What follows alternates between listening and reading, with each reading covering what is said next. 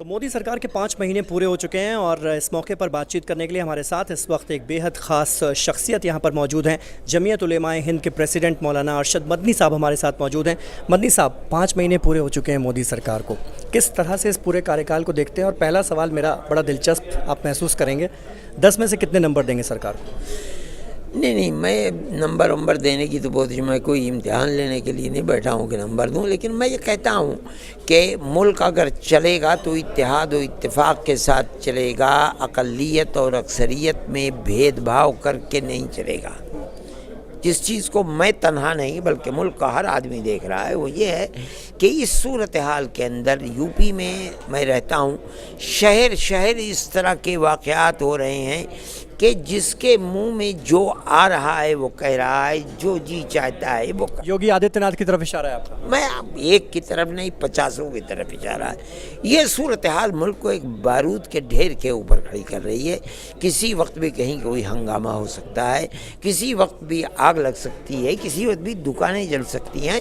ये सूरत हाल मैं ये समझता हूँ कि मुल्क की जो सबसे बड़ी ताकतवर शख्सियत और जो निज़ाम को चला रही है, उन्हें मुल्क के रहने वालों को ख़ास तरीके पर अपनी पार्टी के लोगों को ये पैगाम देना चाहिए कि वो मुल्क के अंदर अमन व अमान को कायम करें, इत्तेहाद व इत्तेफाक को पैदा करें, प्यार व मोहब्बत की बात करें। अगर प्यार व मोहब्बत को आग लगेगी तो अक्सरियत, अक़लियत और मुल्क को आग लगेगी। लेकिन यूपी में जब उपचुनाव होते हैं और जिस तरह से पोलराइज़ करने की कोशिश की जाती है वोटर्स को, चाहे वो योगी आदित्यनाथ हो या फिर दूसरे बीजेपी के नेता जिन्होंने इस तरह के भड़काने वाले बयान दिए, जनता उनका साथ नहीं देती है, करारी मात होती है बीजेपी की। और उसके बाद महाराष्ट्र में हम देखते हैं कि हरियाणा में हम देखते हैं कि तस्वीर बदल जाती है और बीजेपी की तरफ से कोई इस तरह का स्टेटमेंट नहीं आता और उसको जनता का साथ भी मिलता है, दोनों जगह जीत भी होती है पार्टी की। आपको लगता है पार्टी भी अब अपने आप में सोच रही है, बदलने की कोशिश कर रही है? नहीं, आपका नज़रिया गलत है। आप जिस बात को सही कहना चाहते हैं वो बात सही नहीं है। बीजेपी की ये स्कीम और ये प्रोग्राम हमेशा रहा है कि वो अक्सरियत और अक़लियत के वोटों को इस तरह तकसीम कर दे कि एक तरफ अक़लियत, एक तरफ अक्सरियत, अक़लियत बेवज़न होकर के रह जाएगी। ये आज से नहीं, ये स्कीम 65 साल से मुल्क के अंदर चल रही है। सन 57 में सबसे पहला फसाद हुआ था जबलपुर का, उससे लेकर के आज तक 20-23 हज़ार फसादात मुल्क के अंदर हुए। ये एक जो सिलसिला फसादात का है वो आकर के वहाँ जो सन 57 से मकसद शुरू हुआ था, उद्देश्य, आकर के इस इलेक्शन के अंदर उद्देश्य मिला है। आप समझते हैं आज आकर के वो चीज़ हो।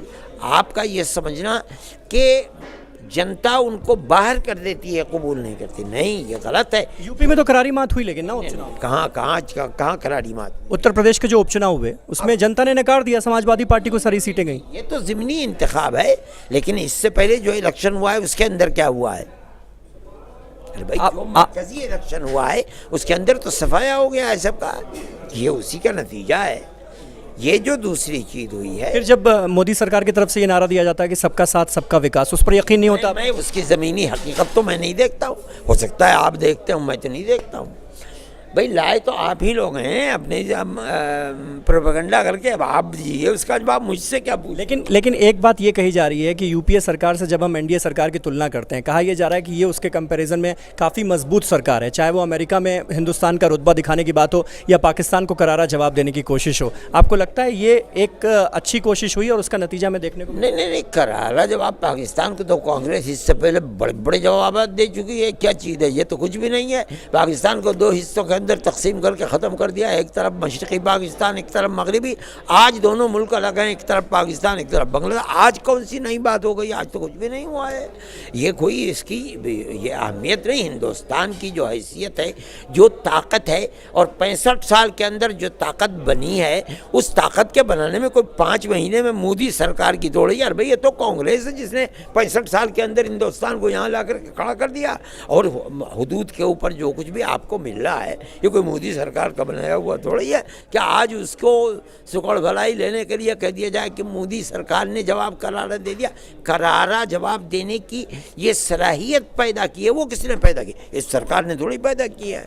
आप समझते होंगे, मैं तो नहीं समझता। मोदी सरकार के आने के बाद क्या कांग्रेस से जो आपकी नज़दीकी थी, हम देखते थे कि चाहे जो मुसलमानों से जुड़े जितने भी मसाइल हैं, आपकी मुलाकातें होती रहती थी सोनिया गांधी और राहुल गांधी से, क्या उस नज़दीकी का कहीं ना कहीं नुकसान हो रहा है क्योंकि नई सरकार ने आपसे रब्ता कायम करने की कोशिश? नहीं, कोई रब्ता हमसे नहीं कायम किया है।